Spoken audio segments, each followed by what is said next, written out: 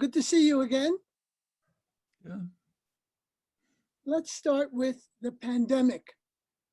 Excuse this crude expression, but Americans are dropping like flies, a death a minute, 150,000 new cases every day. NPR reporting a dire picture around the country, and hospital resources are stretched thin. New York Times headline, as surge spreads, no corner of nation is spared. What started as a Midwestern surge has grown into a coast-to-coast disaster. Ignoring CDC advice about traveling and gathering in large numbers, we're heading into the peak holiday season. There'll be more grim milestones in the offing, 300,000 dead, 400,000 dead, etc. If this is not a national emergency, I don't know what is. What must be done? What has to be done is to follow the advice of the scientists and of the countries that have successfully managed it. It is not inevitable. We can see this from the fact that other countries, rich and poor, have handled it pretty well. China, for example, is just back to work. There are very few cases. Vietnam, right on the border of China, almost no cases. New Zealand, basically under control. Australia, pretty much under control. South Korea, Taiwan, Senegal, Kenya, Nordic countries are not too bad. I mean, there are places that have more or less managed, which tells us, and they're countries of a very diverse kind, which tells us that it is possible, but not without leadership that most of the time even denies that it's happening, which filters down to the population. We've seen reports of people in, say, the Dakotas dying in hospital beds of COVID and telling the nurses that it's all a hoax. It's not happening. You drive around. I stay home, but I drive sometimes. You see people congregating in supermarket malls, no masks, normal behavior. Yes, that's going to happen. That's. What about this notion of what you hear in some circles of individual freedom versus collective responsibility? Well, individual freedom is a curious idea. I mean, do you have the freedom to drive on the left side of the road if you feel like it? Do you have the freedom to run around a supermarket mall shooting off an assault rifle at random? That's what it means to go to a public event, a public area without wearing a mask. That's threatening people's lives, seriously. That's not individual freedom. That's unacceptable license. Nobody accepts the kinds of things I described. If you want a choice not to wear a mask, that's okay, stay home. Don't endanger others. At some point soon, hopefully, there will be vaccines. But how do we want to come out of this pandemic and attendant economic crisis? The status quo ante? There presumably will be vaccines. In fact, there are some already that are in pretty advanced stages of testing. The most advanced, as far as I know, is almost unmentionable in the United States, the Chinese vaccine. They're already using it on large numbers of people. That may or may not be good practice. That I'm not in a position to judge, but it's apparently pretty advanced, and it's taken seriously by American scientists. Uh, we don't hear about it. It won't be available to Americans if it works. There are vaccines being developed here, what's called the Pfizer vaccine, which actually was developed by two Turkish immigrants in Germany, marketed by Pfizer. It's the Moderna vaccine. These may come along. There's an Oxford vaccine. Then comes the question, will people take them? Can they be distributed to the people who need them? Those are open questions. There are policy choices that relate to this. So, for example, there is an international consortium, COVAX, 160 or 70 countries, which have been working on trying to develop cooperation in vaccine development, which is obviously the best way. Data should be shared freely, not sequestered by particular private corporations and governments that support them.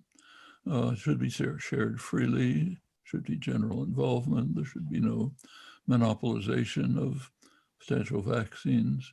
There should be distribution arranged to the people around the world who need it, not those rich enough to buy it. All of these things, at least in principle, are the working agenda of COVAX. How well it's being honored, we could ask, but at least that's the agenda. The US just refuses to participate. It's pulled out. So that, of course, undermines it. The other efforts to develop the United States, not alone, some of the European countries have done this, are trying to monopolize any vaccine that comes. Then comes the question of using it and distributing it within the country. In the United States, there are a large number of people who say, we're just not going to accept this. We don't want the government to intrude on our personal lives. I don't believe it. There's a big anti-vaccine movement in the United States altogether, which has a lethal effect. In a rich country like this, it's a significant effect. In poor countries, if it spreads there, it's just lethal. But there is such a movement. It's rooted in understandable contempt, or at least distrust in government. Understandable, but it shouldn't reach to this domain. And that's going to be a serious problem. Even if a vaccine is developed and is available. We, of course, United States is unusual, almost unique, in not having a general health system. So it's not clear that a vaccine is available. It'll even be affordable, or that there'll be places where people can go to get it. And that takes national coordination. Trump administration has, of course, refused to do this. It remains to be seen whether a Biden administration will carry out a plan. Trump has refused until just a few days ago even to share data with the incoming Biden administration. That, of course, makes any reaction slower and more ineffective. There should be major pressures to accelerate the development of, first of all, the imposition of procedures which will restrict and mitigate the spread of the virus. And secondly, efforts to make sure that when vaccines are available, they'll be essentially free, and there will be distribution ensured to those who need them, who will be encouraged to take them, not being told that the vaccine is a hoax and that the disease is a hoax. We're living in a country where a large part of the country is just in an extreme denialism. If you can believe the polls, over 3/4 of Republicans think that the election was stolen. Huge percentages think global warming is not a serious problem. Actually, it's an extraordinary problem. The denial of the pandemic is also significant. In such an atmosphere, it's going to be very hard to deal with extremely serious problems. And that's just the beginning. Remember that if we manage to overcome this crisis, there are other ones coming. We should remember what happened in 2003. We are going to relive that. The SARS epidemic was contained. Scientists informed the world that other coronavirus epidemics, maybe pandemics, were very likely. The means to become prepared were available, they were described, they weren't pursued. The drug companies weren't interested because there's no profit in it. The government was held back by the neoliberal claims that government can't do anything, demands. So some things were done. The Obama administration, which was science-oriented, when it came into office, Obama did convene the president's Science Advisory Council. He requested a pandemic response system, which they prepared, and it was put into operation. It was terminated in January 2017 when Trump came into office. One of his first actions was to dismantle it, to proceed to end the programs where American scientists were working with Chinese colleagues to try to identify potential viruses. Center for Disease Control was defunded. The United States was singularly unprepared when the virus finally hit, and then came chaotic reactions which have led to this destructive impact that you described. That's all going to happen again. It's going to happen when this one is contained. We either learn the lessons or we face even worse pandemics. Should bear in mind that so far we've been lucky with coronaviruses. There have been some, like the present one, which are highly contagious but not very lethal. There have been some, like Ebola, which was very lethal, not too contagious. Nothing guarantees that the next one down the road won't be the worst of all worlds, contagious and lethal. Well, doesn't the severity of the current crisis demand a kind of national emergency? Would you favor something like that to coordinate response? There was no coordinated response. In fact, Trump very explicitly, I think back around May or so, said it's the responsibility of the states. We're not going to do anything about it. From his point of view, you could understand that. That meant if anything went wrong, as it was very likely to do, you could blame it on the states, especially the states with democratic governors. You could blame it on them. And of course, if significant measures are taken, it will have a harmful economic effect. So you could blame the harsh economic consequences on the methods that were taken to control the crisis. All of this was done. I mean, some of the things that were done were really surreal. So when there was a chief scientist in charge of vaccine development, he criticized some of Trump's quack medicines. He was fired. This happened all the way up and down the line. Since the election, it's gotten worse. Trump simply refused to do anything. As I said, even to hand over data. It's as if, and it may be true, that they just want to make it worse so that the country will be more ungovernable when Biden comes in, and failures can be blamed on the Democratic administration. McConnell, remember, who's sort of the evil genius behind many of these plans, has a long record of working to render government ungovernable uh, if it's in the wrong hands. Did that with Obama for years. And it's not a, it's not an attractive picture. I mean, the one positive thing is that Biden does seem to be attentive to the views of the scientific community, at least so it looks. I hope that's true. But he's sure not going to get any cooperation from the Republican Party. Let's talk about the November 3rd election, the record turnout of 150 million people, the success of voting by mail and early voting, a bit of euphoria, if I could use that term, as the autocrat is replaced and we can go back to things as they were, a kind of restoration.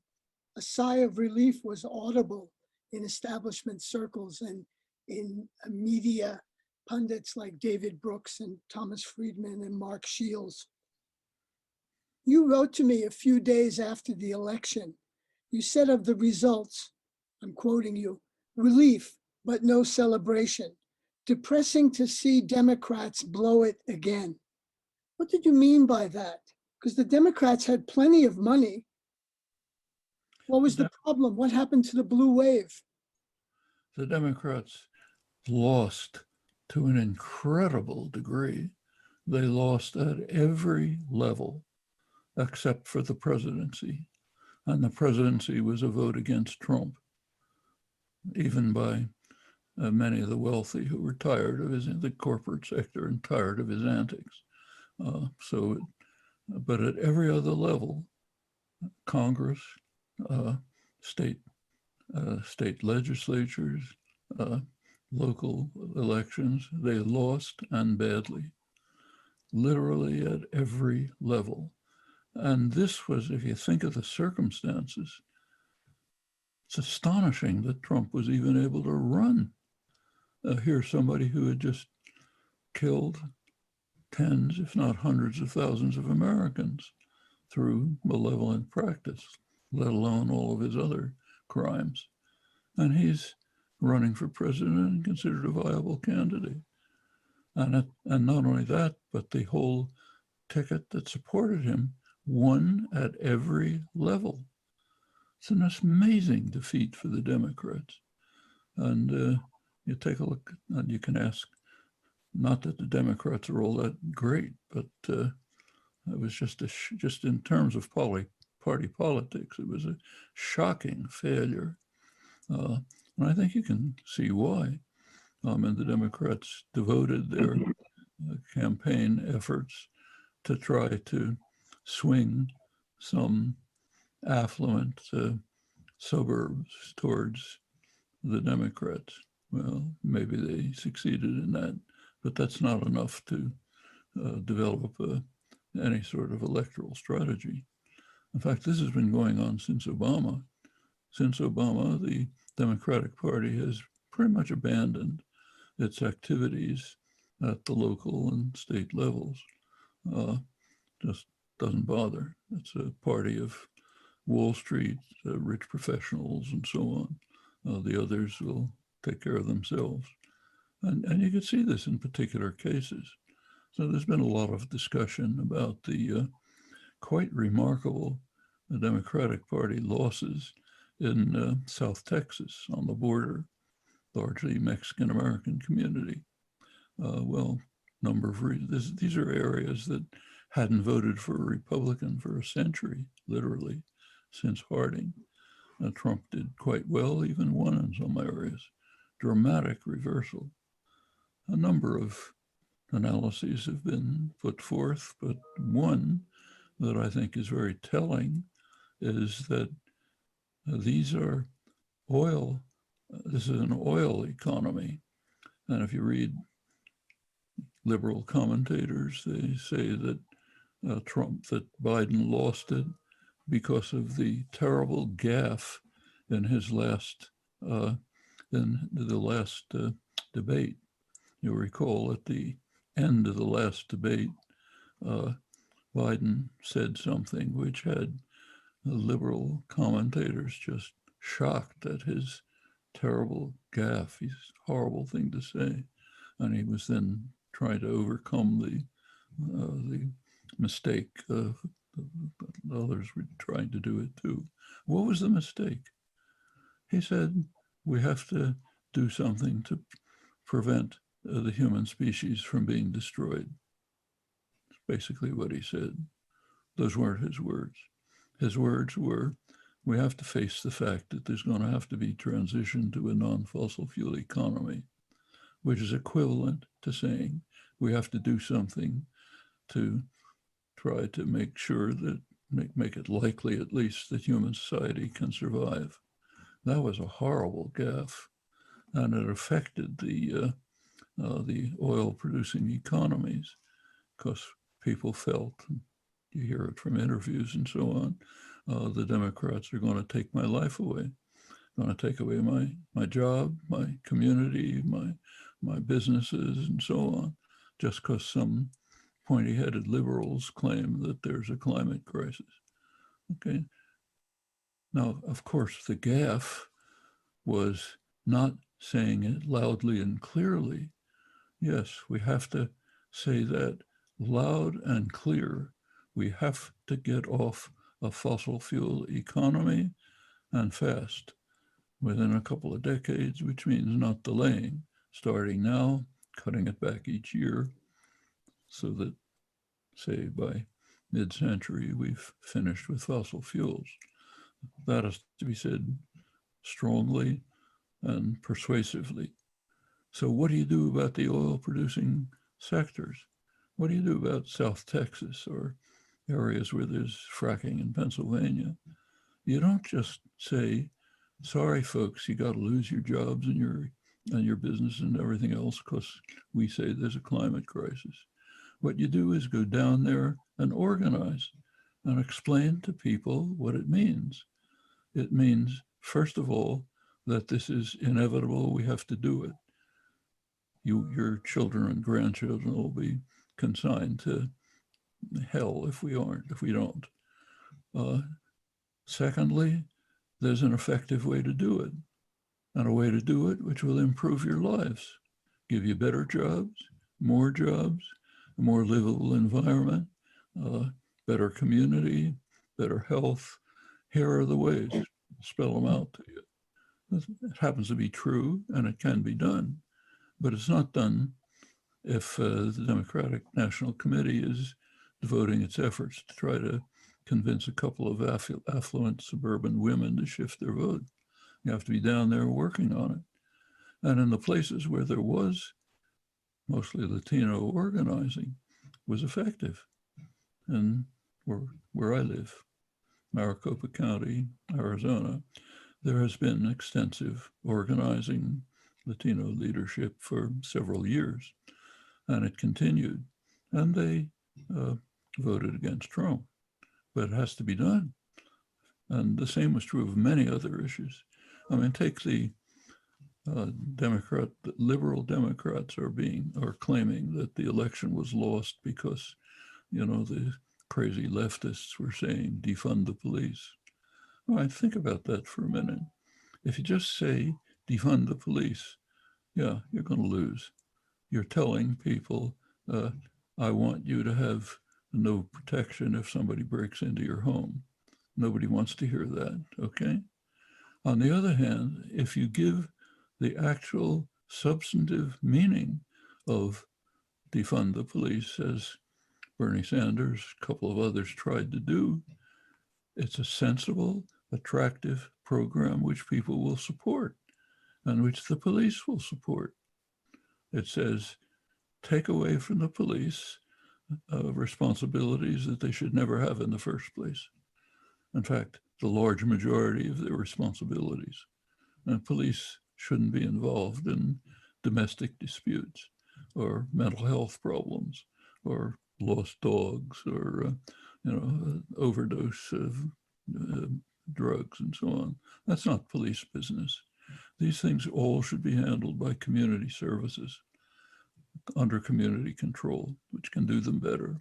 So defund the police by taking away those responsibilities. next step, as Sanders himself tried to emphasize, increase salaries for police, make it a better occupation, make better conditions for it, so the police can do the things that, in fact, any community is going to need, but not other things, and not running around with heavy weapons terrorizing people. Okay, that's defund the police. But if you just scream the slogan, nobody hears that. What they hear is, you don't care if people break into my home. Okay, people by implication, black, that's the message. I mean, if you want to be serious about achieving goals, you have to pay attention to your tactics. That's crucial. The tactics aren't just something you insignificant at the fringe. Any activist and organizer should know, it should be their second nature, that that's what matters. How do you approach people?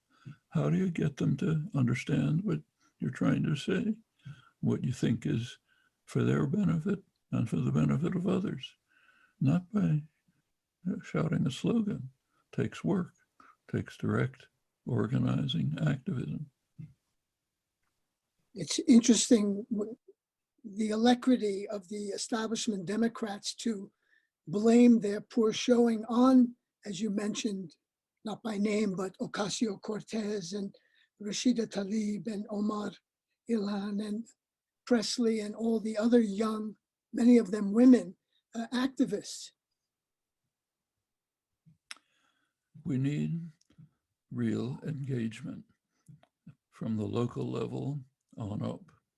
And without that, you can have the nicest slogans you want. It's not going to achieve anything. Some of the results of the election are pretty remarkable now that the data are beginning to come in. Tony DiMaggio, who has done some of the best work on these topics for years. He had a recent study of the latest available data on voting patterns, confirmed what's been reported elsewhere. Trump won remarkably high in almost any demographic, not out of range for what it's been in the past, but remarkably high. And one particularly, as he's shown before, the main support for Trump is relatively affluent, not super rich, but relatively affluent, way above the median, 100,000 to 200,000 income range. That's not working people, contrary to illusions. That's almost, that's rough. The median income's around $70,000. That's median. Lower than that, Trump does poorly. And when you go to higher incomes, it's sort of split. The rich professionals are split. The very wealthy in this election are somewhat split because of concern about the way Trump's harming their interests in the economy. But that range, 100 to 200,000, not only again was the base for Trump's support, but seems to have increased substantially since 2016. I should say that's kind of a mystery. I don't understand whether it should be true, but it happened. We should think about it. There's a lot of problems to deal with for the left if it hopes to make any progress. One, of course, is the Biden administration. Very much a mixed story. I mean, among the economic advisors and appointees is not too bad. People like Heather Bushy, Jared Bernstein, Janet Yellen at the Fed. Those are appointments that can be very positive. Others, much less so. And across the board, there's lots to object to. Means if you want to get the Biden administration to, just getting rid of Trump is a major victory, but it's not going to mean very much if you can't implement policies that are substantive and effective in dealing with the massive crises that exist. Janet Yellen is Secretary of Treasury, most likely. Let's talk about the Supreme Court and the power of Mitch McConnell, which was demonstrated when he rammed through the Barrett Supreme Court nomination, giving the High Court a decisive right-wing majority, perhaps for decades. What do you think about proposals for term limits for Supreme Court justices and or expanding the number of justices? Also being mentioned is statehood for Puerto Rico and Washington. That would increase the number of senators by 4. Or do you think these are just time-consuming dead ends, given the structure of politics? Well, those are important, but remember, they're only part of the judiciary problem.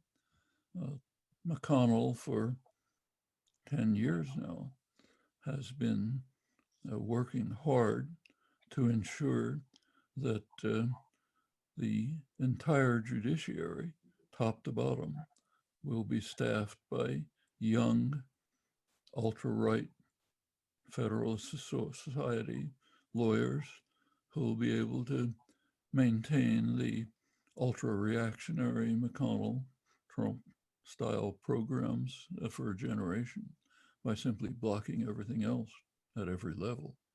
Now, that's been the main function of the Senate.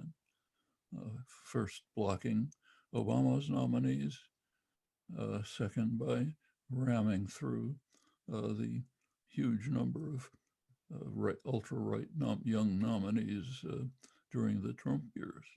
And it's been very effective. You look at the numbers, it's astonishing. I mean, Trump has essentially, McConnell has essentially eliminated the Senate as a deliberative body. Theoretically, it's famously described as the world's greatest deliberative body. Okay, you can argue about that, but at least the term meant something. Now it's not that. The House sends measures to the Senate, they don't even look at them. What they do is 2 things: pass legislation to benefit the corporate sector and the very rich, from deregulation to the incredible tax scam. That's one task. And the other is to staff the judiciary with the far right. So it's not just the Supreme Court. Even, I think, admitting Puerto Rico and DC are proper for lots of reasons, should be none, but it's going to be very hard to achieve that over a Republican Senate, or to achieve anything with McConnell. I mean, the idea that you can somehow make friends with them and cooperate with them, that's a joke. They're out for blood. They're not going to want to cooperate. They want to make the country ungovernable so that they can come back into power at every level, not just the every level below the president. I think that's what we're going to be seeing for the next couple of years, basically an extension of what's going on.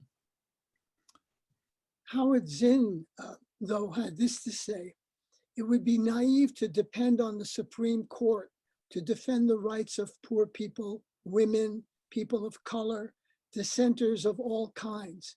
Those rights only come alive when citizens organize, protest, demonstrate, strike, boycott, rebel, and violate the law in order to uphold justice. That's a direct quote from Howard Zinn. That's pretty much what the historical record shows. I mean, you can go back to the Constitution. You know, by the standards of the 18th century, the Constitution was moderately progressive, but it was not what the population wanted. The Constitution was, it's well described in the major scholarly study of the formation of the Constitution, Klarman's book, which is called The Framers' Coup, the coup of the framers against democracy. That's the scholarly gold standard. Excellent book, incidentally, very good reading. But you can see in it, step by step, how Madison, Hamilton, other major figures in framing the Constitution were primarily concerned about the popular democratic thrust among the general population. A lot of it played out on issues that most people don't pay much attention to. It was a huge struggle, for example, about paper money during the fighting, the American Revolution. The government had huge debts, and the question is, how are they going to be paid off? Well, one proposal was put it on the shoulders of the population, make them pay for it, not the rich speculators. We want to preserve their rights. That's the way the Constitution was framed. The population wanted paper money, so the currency would be inflated, kind of pay off the debts. The speculators, they would suffer from it, but the population would gain. That was one major part of the formation of the Constitution. Another part was Madison's realization that if you had well, as he put it, the Senate should represent the wealth of the nation, the most responsible group of men, those who have sympathy with property owners and their rights. So the Senate was given the major power among the various components of the government. It was not elected. It was picked by, electors picked out of the legislature who could be trusted to make sure that the wealthy would be in charge. And many other measures were proposed with the main purpose of preventing democracy, even large legislative districts where people wouldn't be able to get together. Remember, this is the days of the horse and carriage, hard to get around. Lots of devices, detailed, intelligent measures were taken to reduce the threat of democracy and to carry out the framers' coup against democracy. But there was a problem. The population didn't accept it. You had lots of ferment, the kinds of things that Howard Zinn was talking about, uprising, efforts to gain more democratic rights, took all sorts of forms. And this struggle has gone on throughout American history. Supreme Court, which he mentions, is a good example. Supreme Court has overwhelmingly been on the side of wealth and power, not totally. There were breaks, but that's been the strong tendency. It's a conservative institution. Actually, the Constitution does not say anything about the Supreme Court having the right of judicial review, having the authority to cancel legislation. Now, that was just introduced by the court itself under Chief Justice Marshall years later. It's become the convention since. But these are all constant struggles. And it's not just the courts and the government, it's also private power, which is enormous, has an immense influence on the government. Very recently, another high-level paper came out, a serious analysis. As far as I saw, it was reported only in the London Financial Times, giving much more sophisticated and detailed evidence to support what has been shown pretty effectively for a long time, that most of the population has no influence whatsoever on governmental decisions. Maybe the top 10%, and of them, a very small fraction, in fact. Well, that's quite apart from the formal constitutional structure. And of course, during the neoliberal period, last 40 years, all of this has been strongly enhanced. One of the major effects of the neoliberal period has been, one of them, of course, is well known, to have sharply concentrated wealth while much of the population stagnates. But there's an effect of that.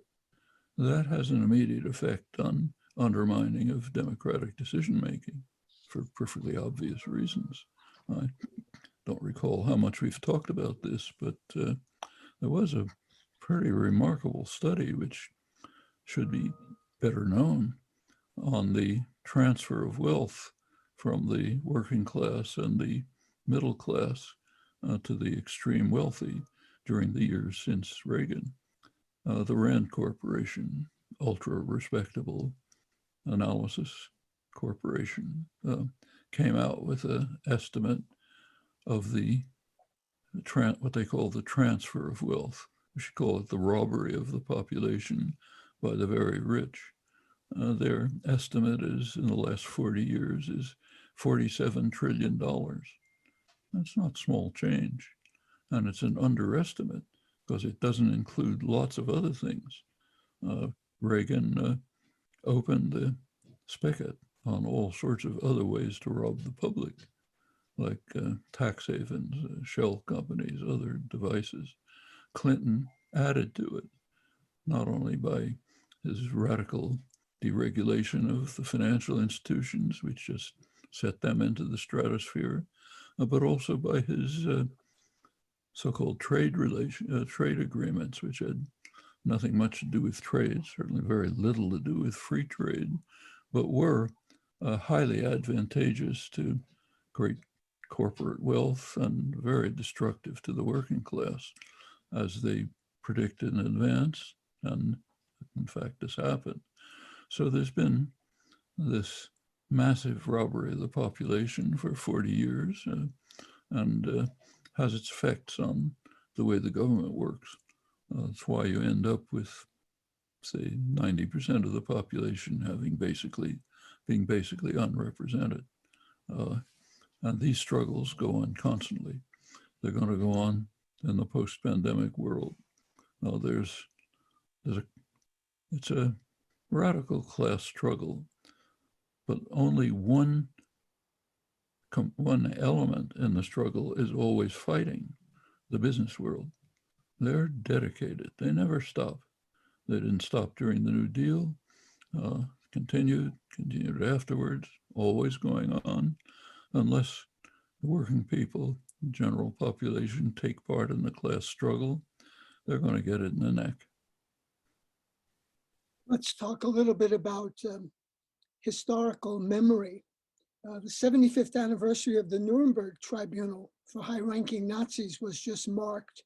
The chief US prosecutor and Supreme Court Justice Robert Jackson said, "We must never forget that the record on which we judge these defendants is the record on which history will judge us tomorrow. To pass these defendants a poisoned chalice is to put it to our own lips as well." Now, there's a new book out called The United States, Southeast Asia, and Historical Memory. And you have a chapter in there called From Mad Jack to Mad Henry, the latter being Kissinger, obviously. But tell us who Mad Jack is. Mad Jack invaded Nicaragua in, I think it was 1854, first US invasion of Nicaragua. He was actually a private freebooter, but with government backing. That was the first American major attack on Nicaragua. Mad Henry, we know. In between, plenty. After Mad Henry, plenty more. Justice Jackson was mistaken when he said, history will judge us. It hasn't.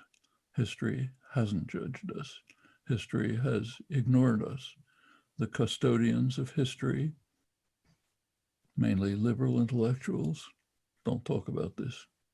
I mean, it's pretty hard to overlook the fact that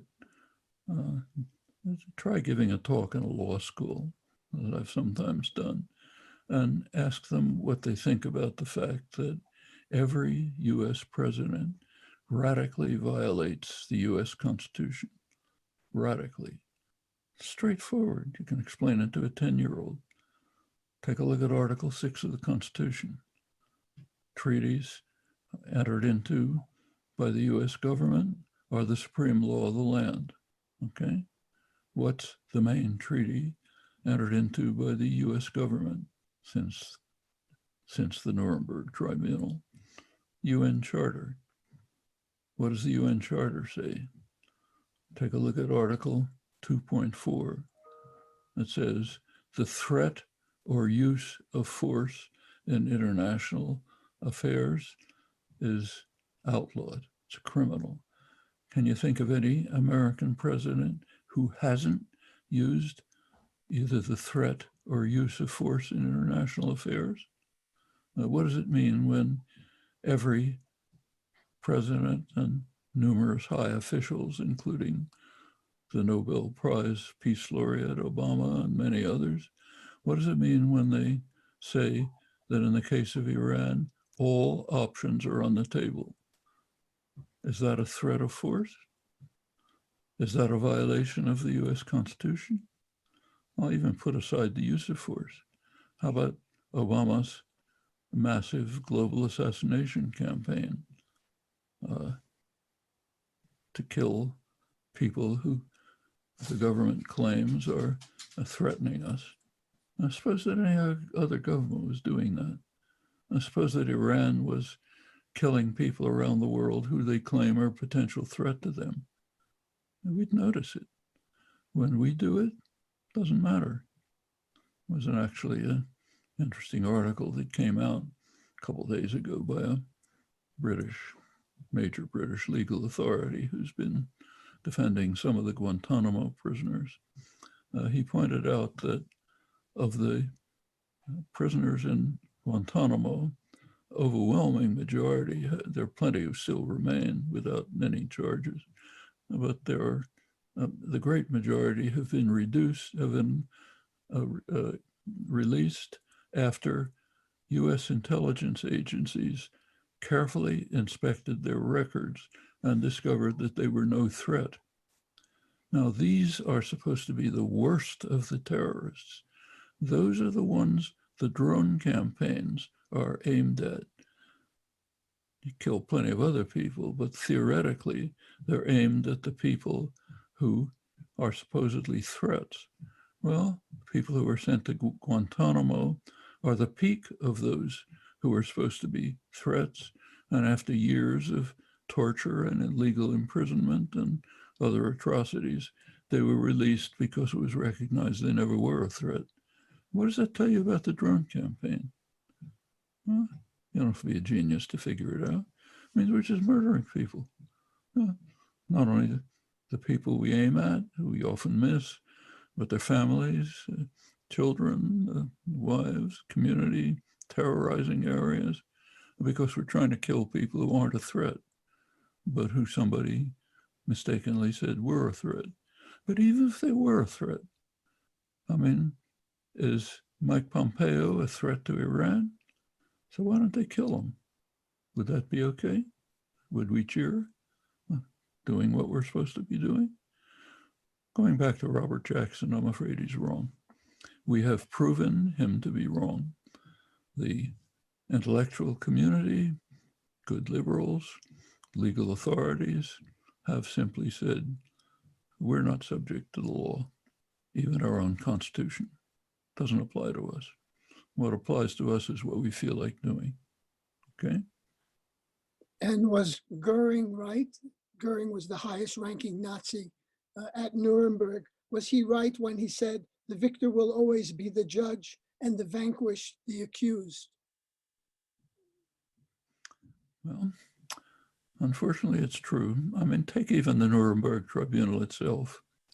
It's, it's probably the least defective of all of the international tribunals. The people who were charged were undoubtedly terrible criminals. But the Nuremberg Tribunal itself was severely flawed. Actually, that was pointed out by the American chief prosecutor, Telford Taylor.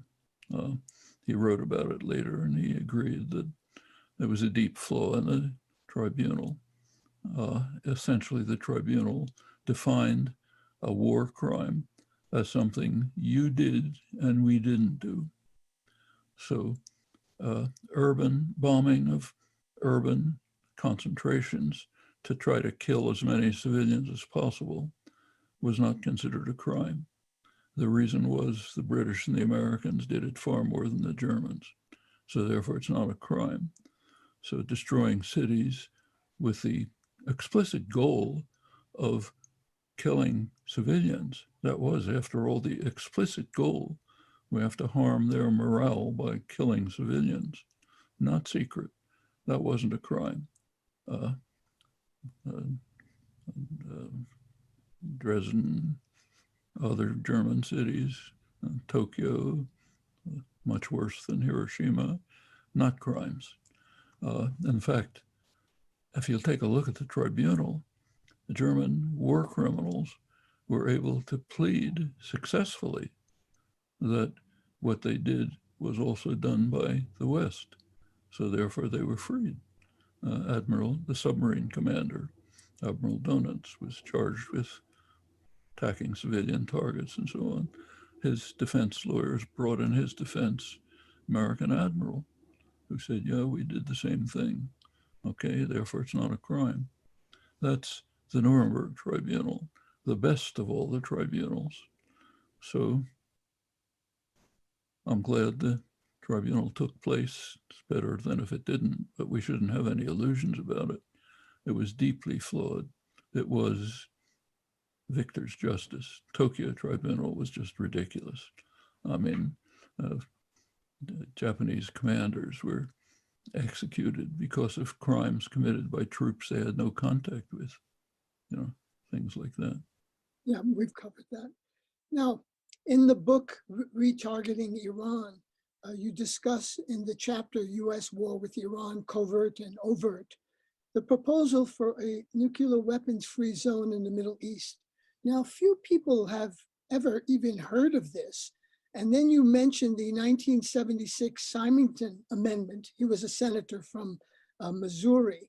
Talk about that. You say, US, I'm quoting here, aid to Israel, US aid to Israel for the past almost 40 years is illegal under US law. Well, there's a profession called lawyers whose task is to show that words don't mean what they say. So I understand that. But if we look at the actual words, it's arguable, but it is certainly at least arguable that US aid to Israel is illegal under US law. There are updates to the Symington Amendment which carry it further. And there's a very interesting issue there, which is one of those things that's undiscussable in the United States, but very critical to contemporary affairs. There's much justified concern now, highly justified, about a possible war with Iran. Is Trump going to go out in a blaze of glory by bombing Iran or something like that? But take the whole issue with Iran, not just Trump, Obama, everyone else. Iran is supposed to be a terrible threat to peace, maybe the greatest threat to peace. And worst of all is their programs for developing nuclear weapons. Well, let's think about that for a moment. You can debate, there's no real evidence that for the last almost 20 years, Iran has even thought about nuclear weapons, but let's say they are. Let's say let's say Netanyahu is right. They're secretly developing nuclear weapons. Is there a way to stop that?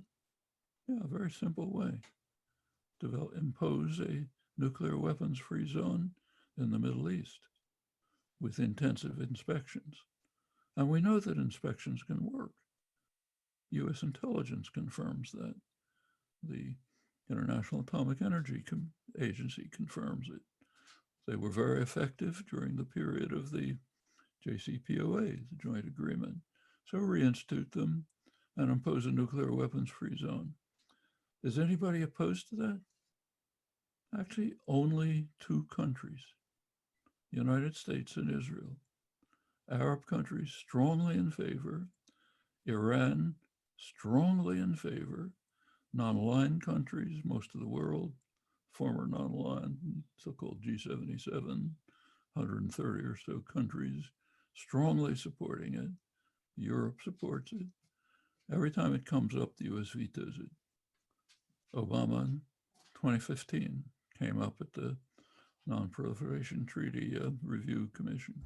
Everyone in favor. Obama blocked it. It's going to continue in meetings since, same thing. Why does the US block it? Everybody knows, nobody can say, because it would mean that Israel's nuclear weapons would be subject to inspection. The United States does not officially recognize that Israel has nuclear weapons. It's a joke. Everybody knows they have a huge nuclear weapons supply, but the US government won't recognize it. That goes back to the Symington Amendment. As soon as you recognize it, it opens that door. Nobody in the government, Democrat or Republican, wants to open that door.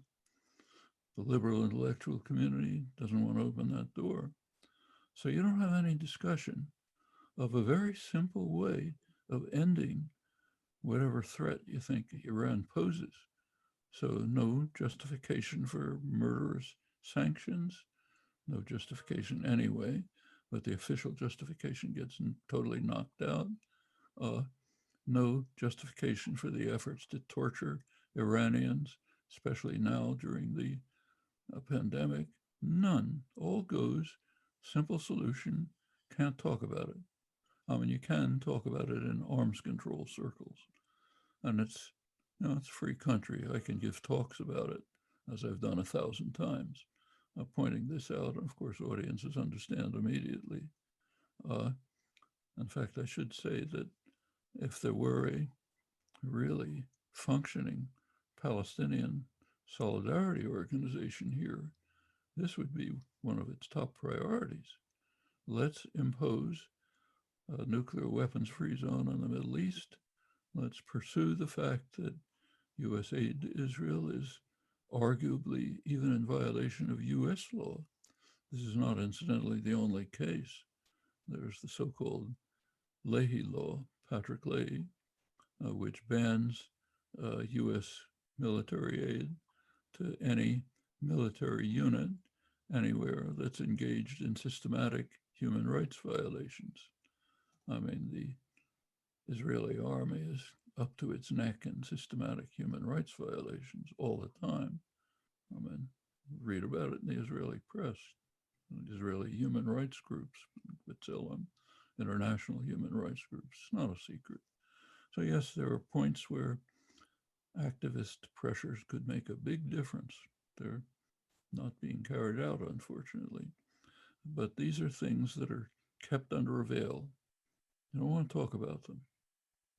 So it's kind of like the Chinese vaccine, even worse. We don't talk, that's at least sometimes mentioned. This you can search, almost total ban, but it's a very, and I should add, there's more to it. The US and Britain are uniquely committed to this, to a nuclear weapons-free zone. There's a reason.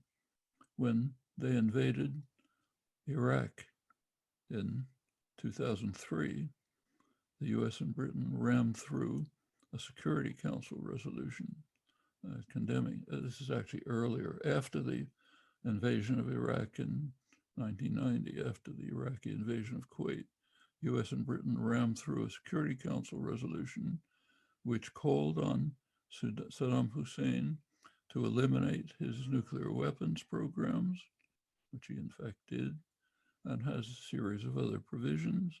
One of them, Article 14, commits the signers, the US and Britain, to work to establish a nuclear weapons-free zone in the region.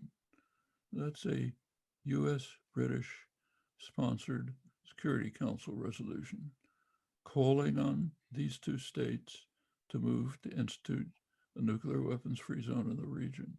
They have a unique responsibility to do it, meaning to open up Israeli nuclear weapons to inspection and to raise the question about the legality of US economic and military aid to Israel.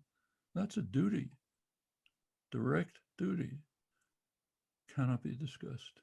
Of course, it can, like we're talking about it. We've talked about it before, but it can't enter the mainstream. This year began with the US assassination of Iranian General Qasem Soleimani, and it almost ends with the assassination of Iranian scientist Mohsen Fakhrizadeh, probably by Israel.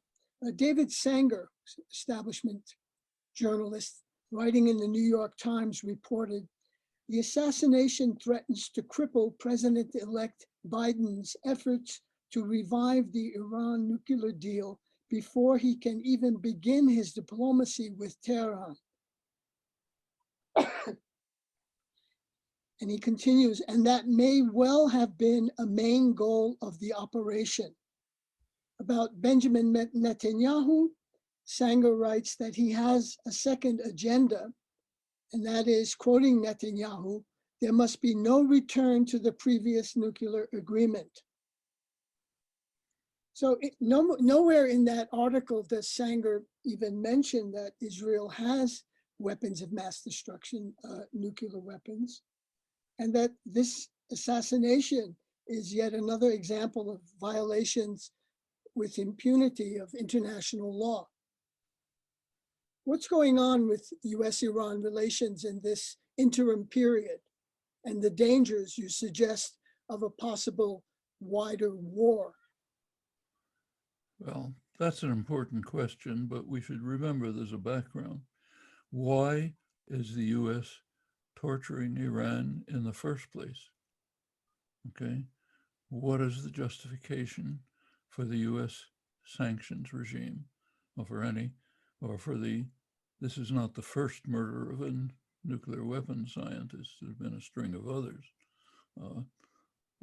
Sabotage of Iranian facilities, just one very recently. All of these things. What's the justification for any of them? Actually, none, as I just mentioned. But let's talk about this specific one. I think that analysis is pretty plausible. It looks as if for some time now, the Trump-Pompeo administration has been trying hard to provoke Iran to carry out some kind of act which can be used as a pretext for sharp escalation of the war against Iran. Notice we are at war against Iran. We have a blockade. US sanctions are a serious business. US sanctions are third-party sanctions. Means everyone in the world must observe them, or else. Europe doesn't like them, but they have to observe them, or else we'll toss them out of the international financial system. We just saw this shown dramatically at the United Nations a couple of weeks ago. The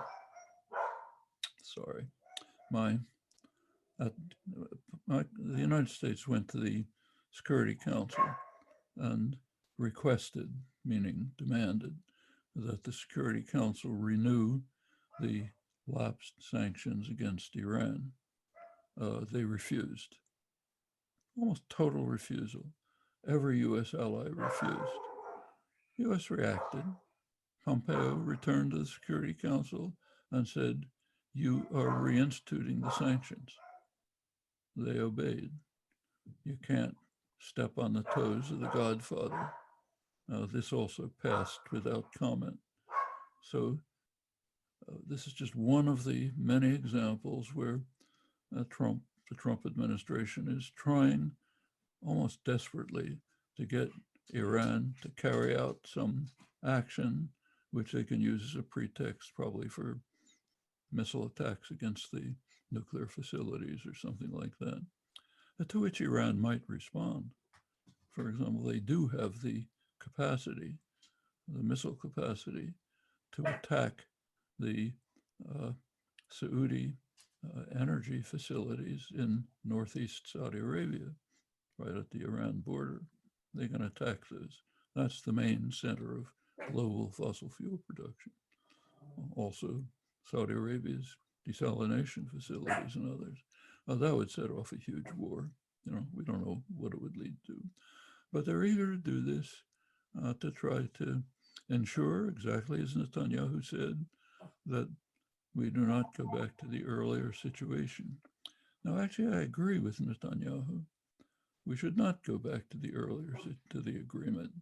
What we should do is impose a nuclear weapons-free zone in which Israeli nuclear weapons will be subject to international controls and inspection, and in which US aid to Israel will be questioned. That's what we should do, not just go back to the JCPOA.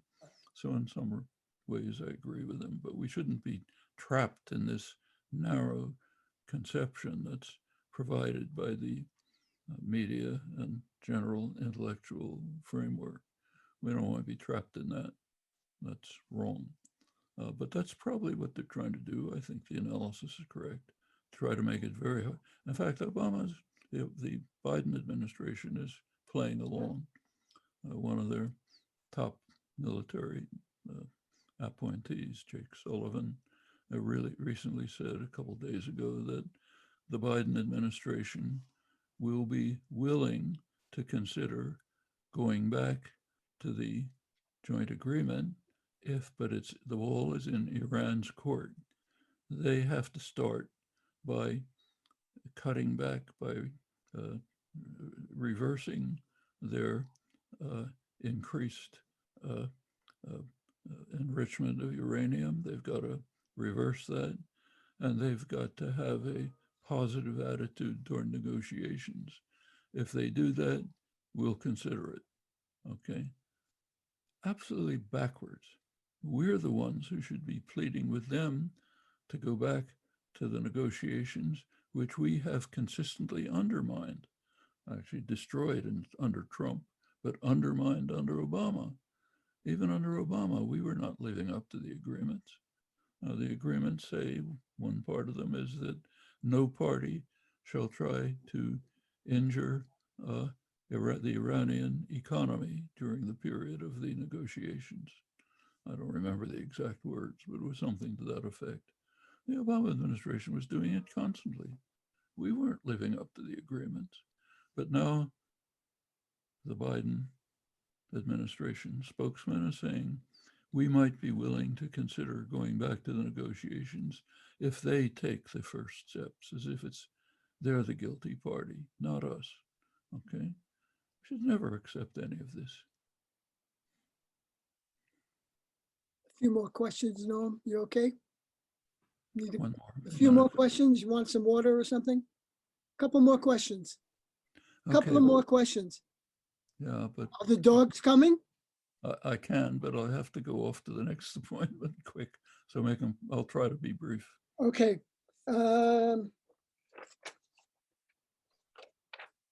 Gosh. During the summer, you told me you used to find time to read fiction. Can you recall any particular novels that stuck in your mind? And you told me that in this pandemic year, you've been so busy, you've been unable to read any fiction. This goes to the question of, what role can what can art do in a society? Well, that's a long story. This is, in fact, the first summer where I haven't had the luxury of enjoying a series of novels and other forms of relaxation. Too busy. The last summer, I was on a Saramago kick, running through Saramago novels. But it's much too broad a topic to discuss. Okay. Robert Fisk, who we both knew and you shared platforms with him, passed away in late October. In 2010, he said this about objectivity. It is the duty of a foreign correspondent to be neutral and unbiased on the side of those who suffer, whoever they may be. Now, Fisk was a critic of US foreign policy in the Middle East, Israeli treatment of Palestinians. He wrote of the Kurdish question, the Armenian genocide, and other taboo topics. Talk about him briefly and this notion, this sacred notion of objectivity. Well, it's a funny notion. First of all, Fisk was a marvelous correspondent, wonderful correspondent, brave, honest, knowledgeable, great writer. Much of the profession just hated him. And now he's under very ugly attacks from many journalists. A number of good journalists have written about this, like Jonathan Cook. Now that he's dead, he can't sue anybody. All kind of ugly attacks are coming from journalists. It's sick. He was one of the top ones. So what about objectivity? First of all, we shouldn't pretend that we're just neutral observers. Every human being has a point of view. If you don't have a point of view on things, you're not a human being. You don't have a functioning brain. Okay, if you're a serious journalist or scholar, what you do is make your point of view very clear so that your readers can understand it and compensate for it, and then try to be as accurate as you can about what's happening, always framed in the background by what's important to you. If what's important to you is the rights of the powerful, okay, make that clear and write from that perspective. If your point of view perspective is the rights of the suffering and the oppressed, make that clear and then describe that as accurately as you can without cutting corners. But pure objectivity is just a meaningless notion in the sciences as well. No nuclear physicist approaches the next article he reads with pure objectivity as if he didn't have some beliefs about the subject. I mean, it's just ludicrous. You read the scientific literature, a paper just came out a couple of weeks ago in one of the top quantum theory journals, with a debate among a bunch of scientists, top scientists, about what a particle is, the most critical concept in physics. What's a particle? A lot of different views, people arguing about it. Any way they look at an experiment is going to be shaped by their point of view. That's fundamental physics. Suppose you're looking at the Syrian war. Of course, you're going to have a point of view. But that doesn't mean you can't be a fine objective journalist, as Robert Fisk was, Patrick Coburn, Charles Glass, Jonathan Steele, quite a few others. Can be done. They all have a point of view. Fisk was also a great human being. I knew him personally for many years. November 29th marked the International Day of Solidarity with the Palestinian people, a UN organized observance. It marks UN Resolution 181 of November 29th, 1947, which proposed the partition of Palestine into two states, one Arab and one Jewish. The national poet of Palestine is Mahmoud Darwish. One of his greatest poems is called Under Siege. This is the opening verse. Here on the slopes of hills, facing the dusk and the cannon of time, close to the gardens of broken shadows, we do what prisoners do and what the jobless do. We cultivate hope. What hope is there for the Palestinians, a people that you have been in solidarity with and have spoken for literally decades, at this, what seems to be the bleakest moment in their history, where more and more land and water is being annexed by Israel and the possibility of a viable independent Palestinian state recedes? Well, first of all, it is a grim moment in the history of the Palestinians, and anyone concerned with their rights and prospects has to be super careful about two things. One, being clear about what the actual situation is. Two, being clear about the kinds of choices of action that can be taken to try to improve, to overcome at least mitigate the crisis in which they live and to improve it. Those two things require serious, clear thought, and I don't think it's being done. So on the issue of what the circumstances are, almost all discussion these days that you see is between two options.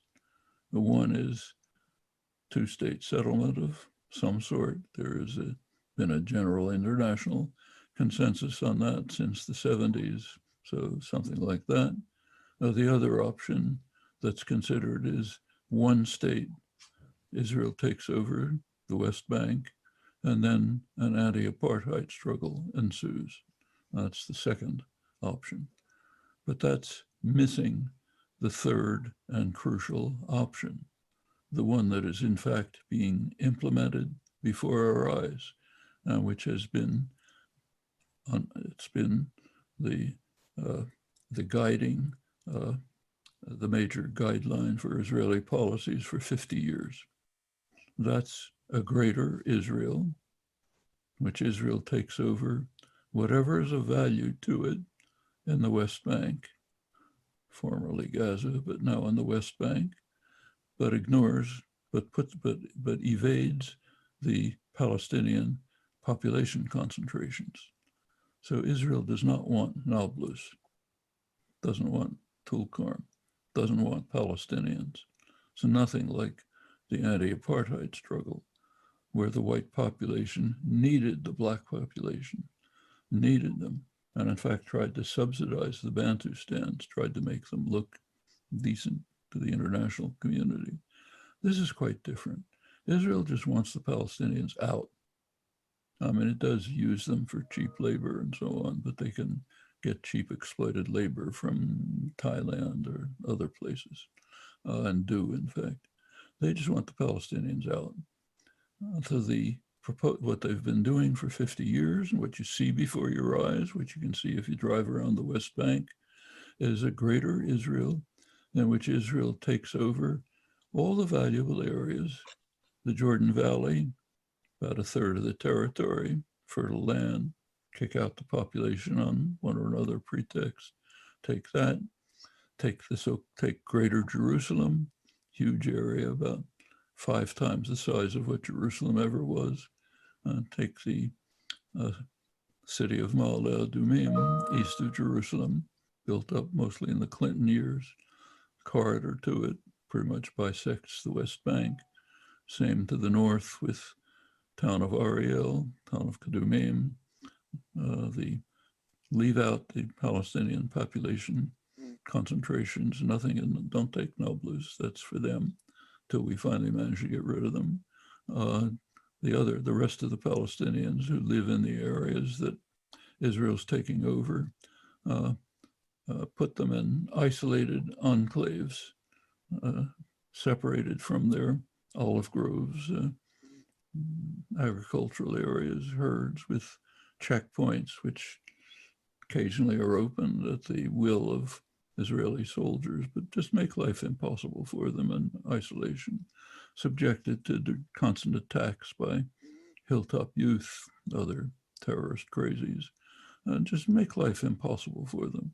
Meanwhile, the Jewish-held areas are basically suburbs of Tel Aviv and Jerusalem. So you can live in Ma'ale Adumim in a nice villa, subsidized by the government, take the superhighway, Jewish-only superhighway, that takes you to your job in Tel Aviv, come back to your nice subsidized home in the suburbs in the evening. You don't even see an Arab. Okay, that's Greater Israel. That's what's being implemented. Now, like any other neo-colony in Africa, anywhere, the Israeli authorities understand that you have to do something for the Palestinian elites. So have a place where they can gather, go to the theater, have nice restaurants, pretend they're in Europe and so on. That's Ramallah, basically. You got to do that. Same thing you find all through Africa, any other similar neo-colonial areas. Now, that's the reality. Okay, Israel's not going to accept taking over the Palestinian population. Israel's not going to accept becoming a minority state with a minority of Jews. You can be quite certain of that. So that's just not an option. A lot of talk about it, but I don't think it's an option. We can discuss that, but it seems to me that's what has to be faced. As far as actions are concerned that could overcome this crisis, there's one point that's critical. That's the United States. If the United States continues as it has consistently, some breaks, but pretty consistently, to support the Israeli Greater Israel Project, they'll just continue with it, okay? No reason for them to stop as long as the global godfather says you can go ahead. Will it continue? I think that's an open question. If you look at support for Israel within the United States, it's shifted radically over the last couple of decades. Go back 20 years and beyond, Israel was the darling of the liberal population. Loved Israel. It was the most wonderful place in the world. Actually, this was true pretty much worldwide.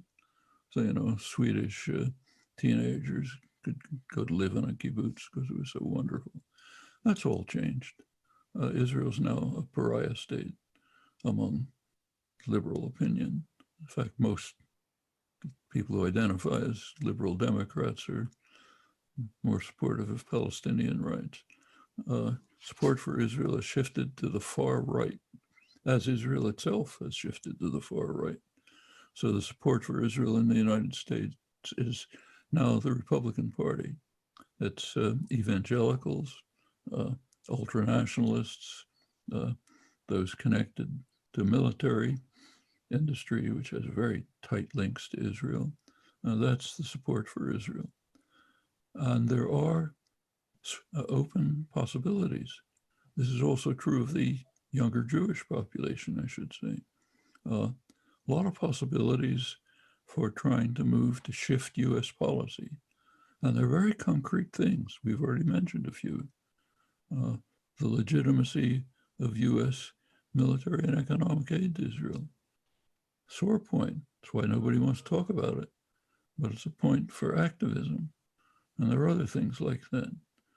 Israel's constant violations of international law, or its huge human rights violations, its vicious repression in the occupied territories.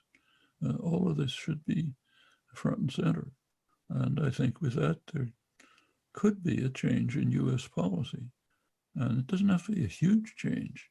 Even bringing up the possibility of terminating or limiting the huge economic and military aid to Israel, even bringing up that possibility would have a big effect. Moving forward on it even more. So I think there are things that can be done. I don't think the situation's hopeless, but you have to be clear-eyed about it. Ask yourself what can be done effectively, not what makes you feel righteous. It's kind of like talking about defund the police. You have to do it in a way which is going to work, not in a way which is going to be self-destructive. Years ago, last question. Years ago, you told me you had, quote, bad genes and that you did not expect to live a long life. Well, you turned 92 on December 7th. You have a bicycle theory of longevity. Explain what that is. The bicycle theory? Yeah. It's pretty simple. If you keep riding fast, you don't fall off. Simple. Unfortunately, my wife, Valeria, won't let me get near the bicycle. That's frustrating. Well, your theory of longevity. Well, I think I can say for a lot of people, happy birthday, Noam. Thanks. Keep riding. Thank you. Take care, Noam. I'll talk to you soon.